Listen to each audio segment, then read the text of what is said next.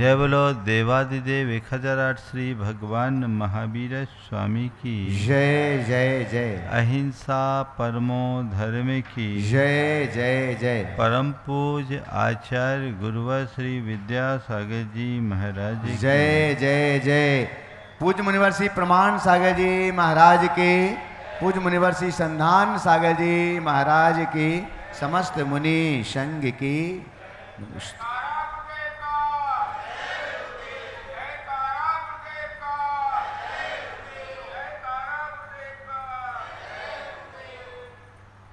जब हमारे दृष्टि में नकारात्मकता भर जाती है तो उसका व्यापक प्रभाव हमारी वाणी, व्यवहार और भावनाओं पर परिलक्षित होता है, और वह सब हमारे जीवन को असहज, अशांत और असंतुलित बना देते हैं। विगत दिनों से हम ऐसे ही उन नकारात्मक भावनाओं पर विचार कर रहे हैं जो हमें दुखी करते, अशांत करते, परेशान करते और हमें भीतर ही भीतर विक्षुब्ध बनाते। बात वर्ण की चल रही है, और आज मेरे सामने एक शब्द उभर रहा है, ऊ से उग्रता, है ना। उग्रता शब्द सबसे जाना पहचाना है। ऐसा कोई व्यक्ति नहीं होगा जो उग्रता को न जानता हो। उग्रता को हर कोई जानते हैं, लेकिन वे कब उग्र बन जाते हैं उन्हें पता नहीं लगता, है ना। आज थोड़ी सी चर्चा उसी संदर्भ में करूंगा। उग्रता एक ऐसी आग है जो हमें भीतर से भस्म कर डालती है, हमारी शांति को, हमारी सहजता को, हमारी समरसता को। वो हमारे संबंधों को बिगाड़ डालती है, और ये हमें हमारे विवेक को विनष्ट कर डालती है। हमें एक ऐसे भ्रम में रखती है जिससे लगता है कि हम उग्र होकर सामने वाले पर अपना प्रभाव डाल देंगे, लेकिन सबसे पहला प्रभाव हम पर, खुद पर होता है, क्योंकि आग पहले उसे जलाती है जहाँ वो लगती है। बाकी जिसके लिए जलाया जाए वो तो परिस्थितियों पर निर्भर है कि वो उसे कितना प्रभावित करे। मैं आपसे पूछता हूँ कि एक उग्र व्यक्ति की क्या पहचान? कभी आपने सोचा? अगर मैं कहूँ ये व्यक्ति बड़ा उग्र है, तो आपके सामने कैसे व्यक्ति की छवि उभरेगी? बोलो। हाँ, ऐसा व्यक्ति जिसके मुख से आग उगल रहे हो, है ना, जिसकी आंखें एकदम आरक्त हो गई हो, है ना, जिसकी वाणी बड़ी कठोर और तीखी हो, है ना, और जिसका व्यवहार बड़ा आक्रामक हो, सामने वाले को एकदम मारने पर तुल उठे, है ना। और कभी कभी तो ऐसी स्थिति बनती है कि व्यक्ति छोटी छोटी बातों पर बड़ी बड़ी प्रतिक्रिया देने लगता है और खुद को भी नुकसान पहुंचाने पर आतुर हो जाता है, क्योंकि जब व्यक्ति के चित्त में उग्रता हावी होती है तो उसका विवेक खंडित हो जाता है, विलुप्त हो जाता है, उसे कुछ होश हवास नहीं होता है। अब थोड़ा सा विचार करें, तो आपने अंदर उतर करके देखे मेरा स्वभाव कैसा है, तो उग्र व्यक्ति की बात हुई। इसका उलट सौम्य है। सौम्य व्यक्ति की क्या पहचान? जिसके चेहरे पर सहज मुस्कान हो, जो सामने वाले के कटु व्यवहार को भी बड़ी सरलता से ले, सहजता से ले, वो किसी के ऊपर कोई तीखी प्रतिक्रिया न करे, अपितु तीखी बोल को भी मधुर मुस्कान से स्वीकार करे, और जो प्रतिकूल परिस्थिति में भी शाम रहे, जिसकी वाणी में मधुरता और मिठास हो, वो सौम्य हो, है ना। अब आप बताइए, इन दोनों प्रकार के व्यक्तियों में आप पसंद किसको करते हैं? बोलो, किसको? सौम्य को, है ना। अब सौम्य को आप पसंद करते हैं, उग्र को तो कोई पसंद नहीं करते होंगे ना। तो अब अपने थोड़े भीतर उतर करके देखिए कि मेरी पसंदगी मैंने प्रकट कर दी, लोग मुझे भी कब पसंद करेंगे? जब मैं सौम्य रहूँगा तब, या उग्र बनूँगा तब? कब? मुझे लोग कब पसंद करेंगे? हाँ, सौम्य। उग्र को कोई पसंद करता है क्या? उग्र को न तो कोई पसंद करता है, न ही उग्र व्यक्ति कभी प्रसन्न रह सकता। न वो खुद प्रसन्न रहेगा, न उससे कोई प्रसन्न रहेगा।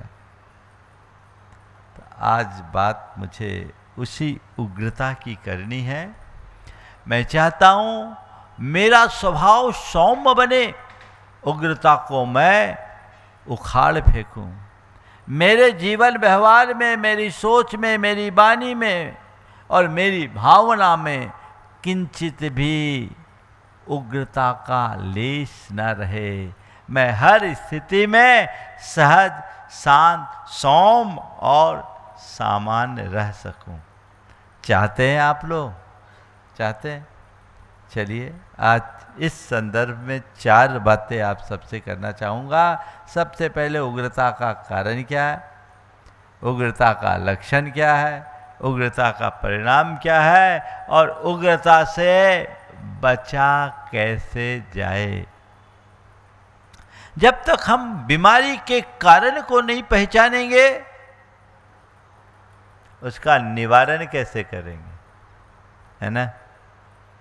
तो उग्रता का कारण, सबसे पहला कारण है अहंकार से उत्पन्न असहिष्णुता। अहंकार से उत्पन्न असहिष्णुता।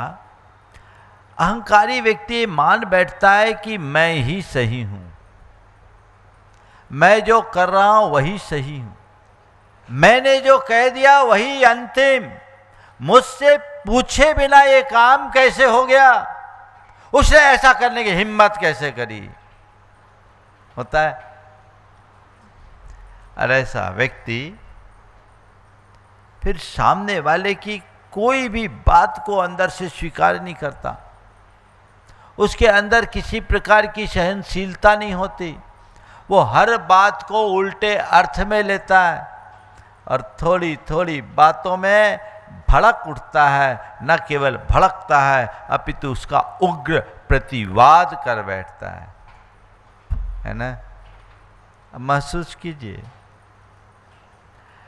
मैंने जो कहा वही अंतिम,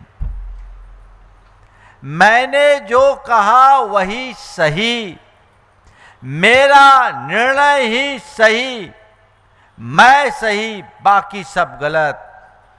मेरी बात को टालने की तेरी हिम्मत कैसे? बोलो, ये है। पर ये बताइए, ये सोच सही है क्या?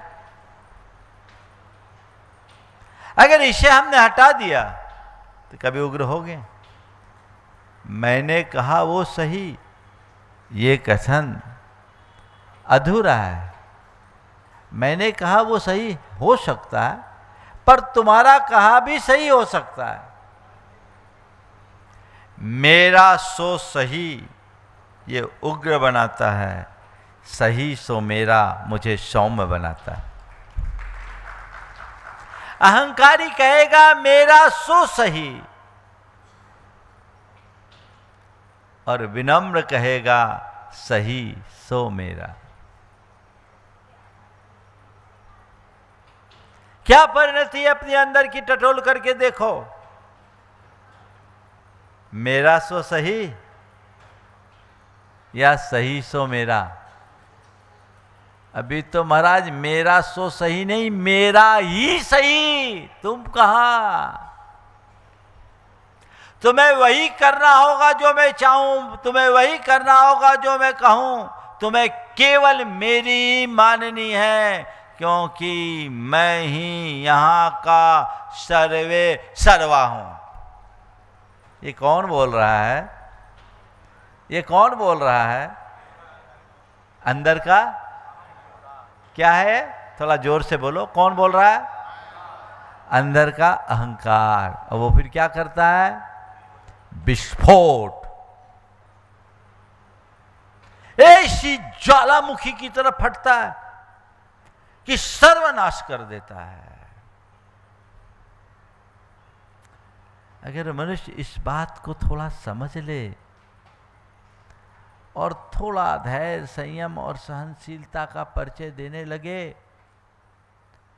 तो जीवन में कभी भी कुछ भी अन्यथा हो ही नहीं सकेगा। बस इतनी बात सीखनी है।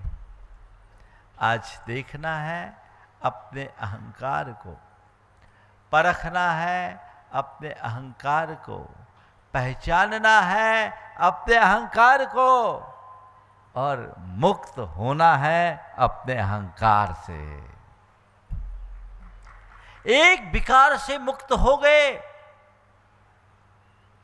जीवन सुनहरा बन गया। हम लोगों की सबसे बड़ी विडंबना ये है कि हम चीज़ों को समझना कम चाहते हैं, चीज़ों को थोपना ज़्यादा। अहंकारी चीज़ों को थोपता है और विनम्र चीज़ों को समझता है। आज से आदत डालिए, थोपूंगा नहीं, समझूंगा। ये उग्रता किसी की तरफ भी हो सकती है। घर के बड़े भी उग्र होते हैं, बच्चे भी उग्र होते हैं। और आजकल तो मैंने ये देखा है कि बच्चे ज़्यादा उग्र होने लगे हैं। उनका भी बड़ा ईगो है। दूसरा है अपेक्षा की पूर्ति न होना। मन में बहुत सारी अपेक्षाएं होती है, परिजनों से, परिस्थितियों से, संबंधियों से, या स्वयं से भी हम अनेक प्रकार की अपेक्षाएं पाल लेते हैं। अपेक्षाएं पूरी हो जाए तब तो ठीक रहता है, और कोई भी अपेक्षा पूरी ना हो तो मन भड़क उठता है, होता है। फिर वो क्रोध होता है, और क्रोध से क्षोभ प्रकट होता है, और उस पर नियंत्रित ना किया जाए तो वह उग्र रूप अख्तियार कर लेता है।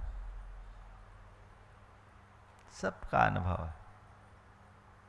मैंने किसी के प्रति कोई सहज अपेक्षा रखी, उसकी पूर्ति न होने पर मुझे कोई तकलीफ नहीं होती। लेकिन जब मैं अपने अपेक्षाओं के आग्रह से भर उठता हूँ और उनकी पूर्ति नहीं होती, अंदर आग लगती है, और वह आग उग्र रूप लेकर विकराल स्वरूप धारण कर लेती है, और मुझे सौम्य मूर्ति होने की जगह प्रचंड क्रोधी और उग्र बना देती है। ये जीवन की सच्चाई है ना? हाँ? अपेक्षा की पूर्ति न होने से कई बार तो व्यक्ति छोटी छोटी बातों में भी बड़ी तीखी और उग्र प्रतिक्रियाएं दे देता है।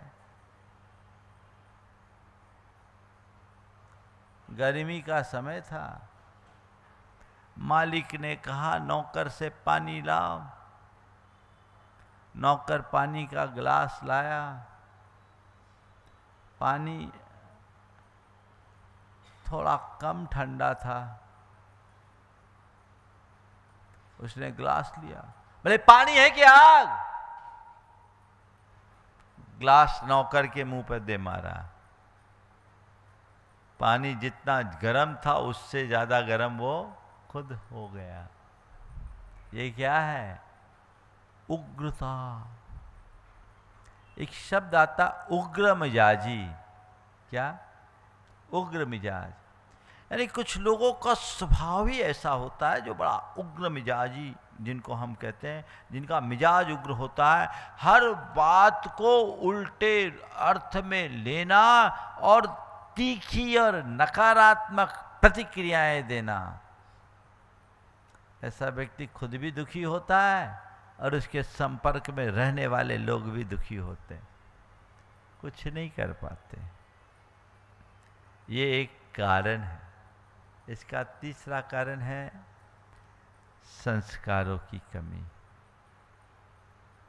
जिन लोगों को प्रारंभ से धैर्य, संयम और सहनशीलता के संस्कार नहीं दिए जाते, वे बहुत तीखी प्रतिक्रियाएं करते हैं, उनका स्वभाव उग्र हो जाता है। बचपन से ये समझदारी देनी चाहिए, बच्चों के हृदय में ये बात बिठालनी चाहिए कि हमें कितना संयम रखना, कितना धैर्य रखना, कितनी समझदारी से काम करना, कितना विवेक से काम करना। पहले ये बात घुट्टी में सिखाए जाते थे। घर परिवार में ये समझ लोगों के अंदर बचपन से आ जाती थी, क्योंकि बड़ा भरा परिवार होता था। लोग एक दूसरे को देखकर ये सब चीज़ें सीख जाते थे। आजकल इन चीज़ों का अभाव होने लगा है। बच्चों में अब ऐसे संस्कार खत्म होते जा रहे हैं। उनकी टॉलरेंस अब दिखाई नहीं पड़ती, सहनशीलता बहुत कम, और इसका ही कुपरिणाम है कि बच्चे बड़े उग्र हो रहे हैं, क्योंकि उनका भावनात्मक स्वास्थ्य बिगड़ रहा है, और भावनात्मक स्वास्थ्य बिगड़ जाने के कारण उनका भावनात्मक संतुलन भी नहीं रहता। आज देखिए आजकल बच्चे कितने उग्र प्रतिक्रियाएं करते हैं। पहले लोग बर्दाश्त करते थे, अब ये संस्कारों की कमी भी उग्रता का एक कारण है। और उग्रता का चौथा कारण दबी हुई भावनाओं का विस्फोट। कई बातें ऐसी होती है जिनको हम लोग अंदर अंदर दबा लेते हैं। परिस्थितिजन समझौता होता है, दबा लिया, और हम सोचते दबा लिए तो खत्म हो गई। लेकिन वो दबी हुई बात कभी कभी निमित्त पाकर एकदम विस्फोट करती है और विकराल रूप ले लेती है। आपने महसूस किया होगा, कोई लोग हैं जो सामान्य रूप से तो बिल्कुल शांत दिख रहे, पर अंदर भरे हुए हैं, और मौका आया तो ऐसी तीखी प्रतिक्रिया, इतना उग्र और विकराल रूप कि उसकी कल्पना भी नहीं कर सके। हमेशा एक बात ध्यान रखना चाहिए, भावनाओं को दबाने में शांति नहीं, भावनाओं को बदलने में ही शांति है। भावनाओं को दबाना नहीं, बदलना सीखिए। और भावना योग हमें यही सिखाता है। अपनी भावनाओं को पहचानिए और बोधपूर्वक उसे बदलने का प्रयत्न कीजिए। ये 4 कारण हैं जो हमें उग्र बनाते हैं। अब इसके लक्षण भी, जब वाणी में कठोरता आने लगे, समझ लेना मेरे भीतर उग्रता का जन्म हो गया है। अप्रिय, कटुक, कठोर वचन, दुखदाई वचन, अपमानजनक वचन अंदर से निकल रहा, अपशब्द का रूप लेकर निकल रहा है, और उनमें तीखापन आ गया है, तो समझना अब भीतर से विस्फोट शुरू हो गया है। चेहरे पर तनाव आ गया, उग्रता में तनाव आता है कि नहीं आता है? पूरी भंगिमा बदल जाती है। ये लक्षण है उग्र होने का। और उग्रता आने पर व्यवहार आक्रामक हो जाता है। सामने वाले पर एकदम टूट पड़ने की कोशिश करता है, वो सवास खो बैठता है। आक्रामक मुद्रा हुई, समझ लो अब उग्रता ने अपना स्वरूप धारण कर लिया है। और उसमें व्यवहार बदलता है, छोटी छोटी बातों में तीखी प्रतिक्रियाएं देते हैं और फिर कभी कभी खुद को भी नुकसान पहुंचाने की कोशिश करते हैं। होता है कई बार लोग बड़े उग्र हो जाते हैं, अपनी नस काट देते हैं, सामान फेंक देते हैं, अपना सिर फोड़ लेते हैं। उग्रता में सामने वाले पर हमला करे ये कोई जरूरी नहीं, परिस्थितियां अनुकूल न होने पर व्यक्ति खुद का भी घात कर बैठता है, खुद पर भी हमला कर लेता है। ये सब लक्षण है उग्रता के। बेटा बाप पर उग्र हो गया, उसने कहा पिताजी आप मुझे हमेशा नीचा दिखाने की कोशिश करते हैं, मेरी भावनाओं को नहीं समझते, मेरी कोई कदर नहीं समझ करते। पिता ने बड़े शांत भाव से उसकी बात को सुनकर अनसुना कर दिया। जैसे उसने सुनकर अनसुना किया, इसका क्रोध और बढ़ गया, उग्रता और बढ़ गई। मतलब आपने मेरी बात को ध्यान ही नहीं देते, आपको सुनते ही नहीं, पहले दरवाजा पटका और बाद में अपने हाथ का मोबाइल पटक दिया। मोबाइल पटका, मोबाइल टूट गया, गुस्से में तो कर दिया, विवेक तो था नहीं। मोबाइल टूटा, उसका दिल भी टूटा, बाद में पश्चाताप हुआ, हाय मैंने गलत कर लिया, मुझे ऐसा नहीं करना था। उग्रता का अंत तो पश्चाताप से ही होता है, कभी सौम्यता से नहीं। लेकिन ऐसा हो जाता है, खुद को भी नुकसान करने की कोशिश कर देते हैं, खुद को नुकसान पहुंचाने का प्रयास व्यक्ति के द्वारा हो जाता है। ये उग्रता ऐसा भयानक रूप लेती है। इन लक्षणों को समझकर, और अब हमें इसके परिणाम को भी जानना है ताकि हम निकटता से इसके परिणाम को समझ सके। यद्यपि सब उग्रता के परिणाम को भोगते हैं कि नहीं, हम फिर भी एक नज़र रखें। पहला परिणाम है संबंधों में दरार, संबंध बिगड़ेंगे। आपका स्वभाव उग्र होगा और जो भी व्यक्ति उग्र रखता है, उससे उग्र मिजाजी व्यक्ति को कौन पसंद करता है? करता है क्या? उसके संबंध खराब होते हैं, अच्छे अच्छे संबंध भी टूट जाते हैं। कई बार तो छोटी छोटी बातों से इतनी बड़ी विकराल स्थिति प्रकट हो जाती कि कहे नहीं। चाहे वो संबंध है दो संबंधियों का हो, पिता पुत्र का हो, भाई भाई का हो, पति पत्नी का हो, या देरानी जेठानी का हो, किसी का भी संबंध हो, जहाँ उग्रता है वहाँ कभी भी टिकाऊपन नहीं होगा। फिर जब व्यक्ति उग्रता के आवेश में होता है, उसकी निर्णय क्षमता छीन हो जाती है, उसे अच्छे बुरे का विवेक नहीं होता, वो कोई भी निर्णय लेने की क्षमता नहीं रखता। खासकर ऐसी स्थिति में जब मनुष्य का चित्त आविष्ट रहता, आवेश से भरा रहता, उसमें उग्रता होती है, उसको उसके द्वारा लिए गए निर्णय प्राय गलत होते हैं, क्योंकि निर्णय लेने की क्षमता ही खत्म हो जाती है। क्रोध में बुद्धि भ्रष्ट होती है। कहते हैं व्यक्ति अपना आपा खो बैठता है। गुरुदेव कहते हैं आवेग में विवेक विनष्ट हो जाता है।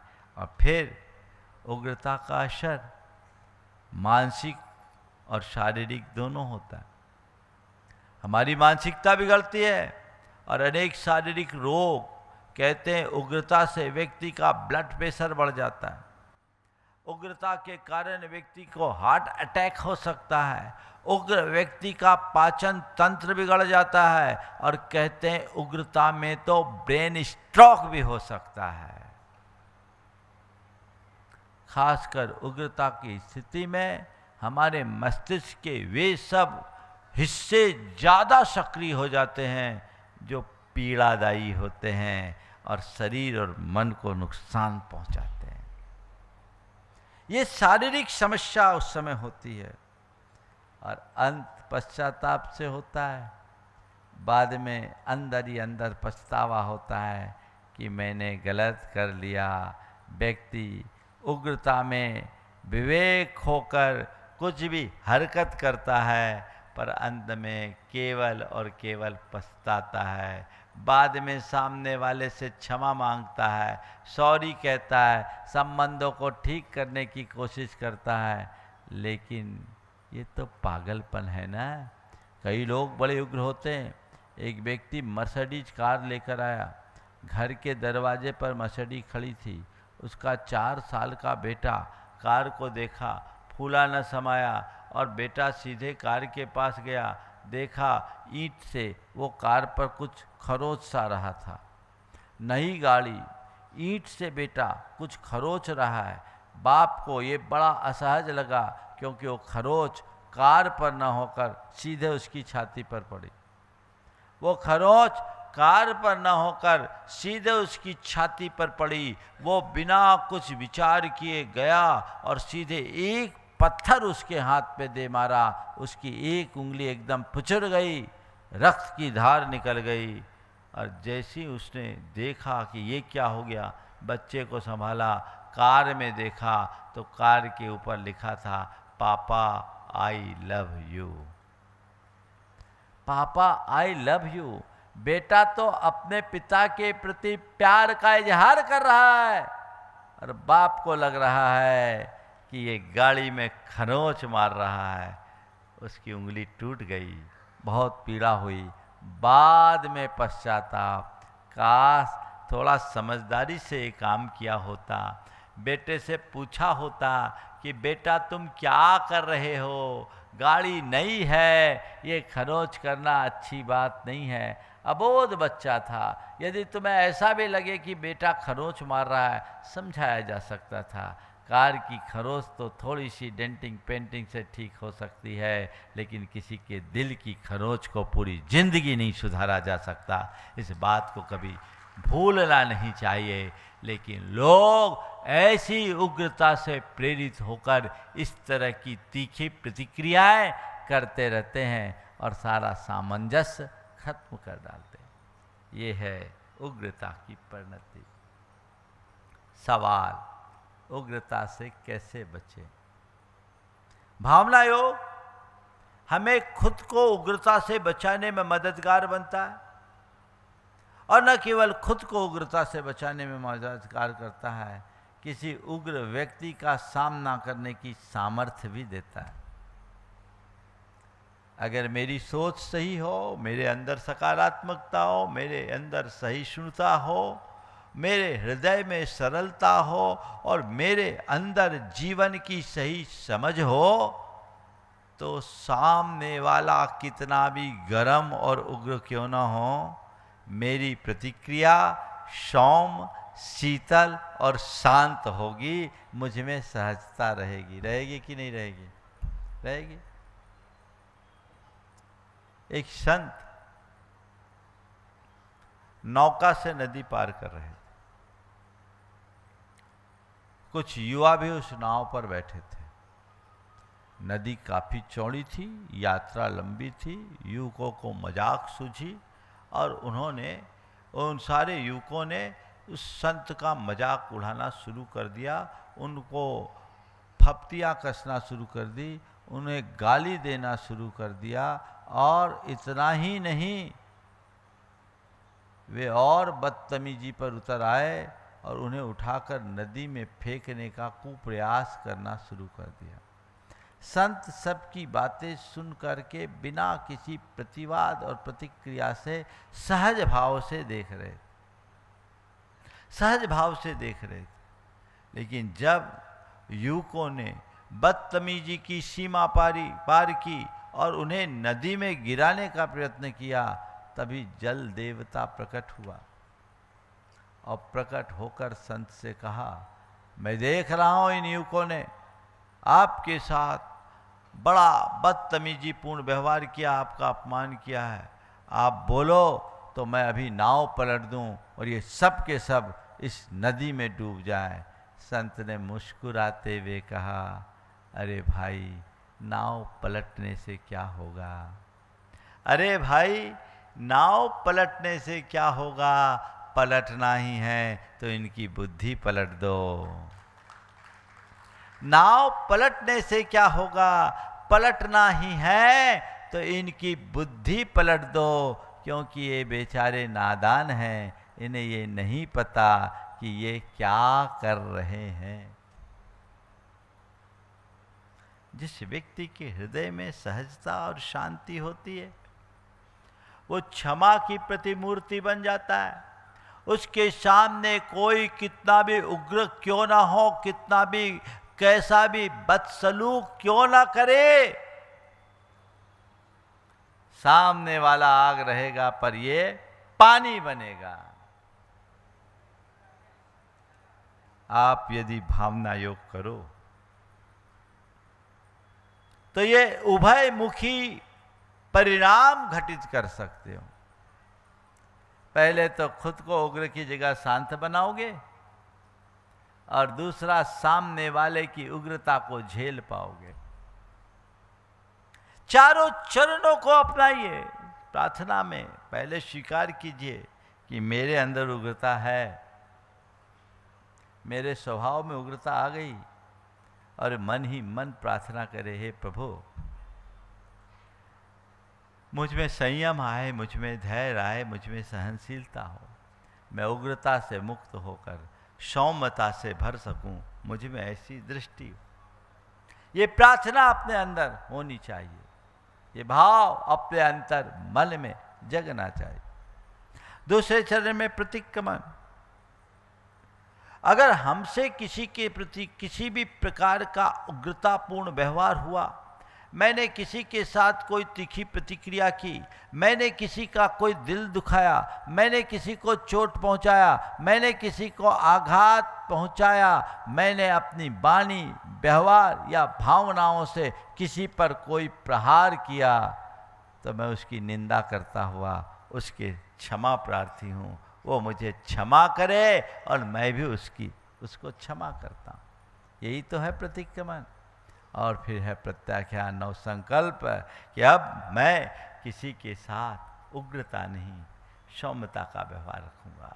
मैं सहज, शांत और सौम्य रहूंगा, सबके प्रति सकारात्मक रहूंगा। इस प्रकार का मानसिक संकल्प हमें उग्रता से बचाएगा। और अंत में है सामायिक।